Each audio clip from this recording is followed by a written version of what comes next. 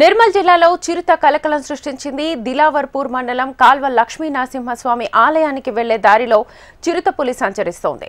అర్ధరాత్రి సమయంలో చిరుతపులి జాతీయ రహదారిపై ప్రత్యక్షమైంది. చిరుత కదలికలను వాహనదారులు తమ సెల్ ఫోన్లలో వీడియోలు తీశారు.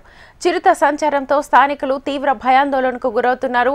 కాల్వ లక్ష్మీ నరసింహ ఆలయానికి వెళ్లే రహదారి పూర్తిగా అటవీ ప్రాంతం కావడంతో అటువైపు వెళ్లేందుకు జంకుతున్నారు. సమాచారం అందుకున్న అటవీ శాఖ సిబ్బంది పులిని బంధించేందుకు ఏర్పాట్లు చేస్తున్నారు.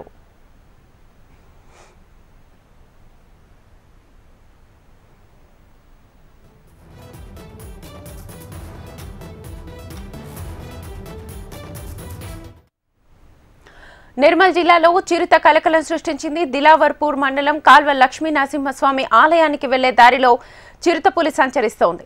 అర్ధరాత్రి సమయంలో చిరుతపులి జాతీయ రహదారిపై ప్రత్యక్షమైంది. చిరుత కదలికలను వాహనదారులు తమ సెల్ ఫోన్లలో వీడియోలు తీశారు. చిరుత సంచారంతో స్థానికులు తీవ్ర భయాందోళనకు గురవుతున్నారు.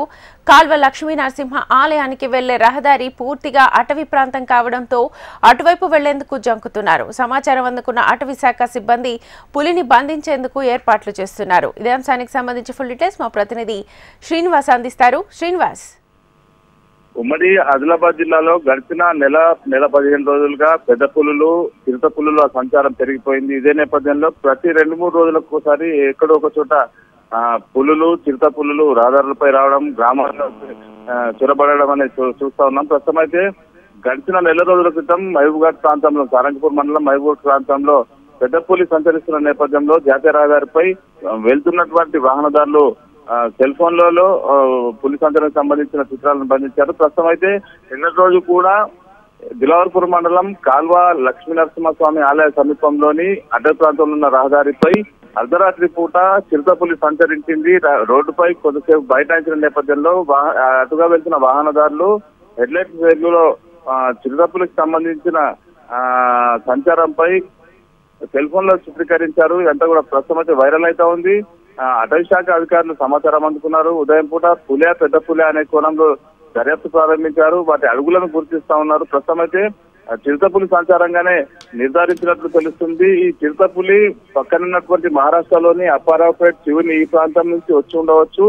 గడిచిన నెల రోజుల నుంచి కూడా చిరుతపులి బైంసా మండలము అదేవిధంగా కుంటాల ఈ ప్రాంతాల్లో సంచారం అనేది కనిపిస్తా ఉంది.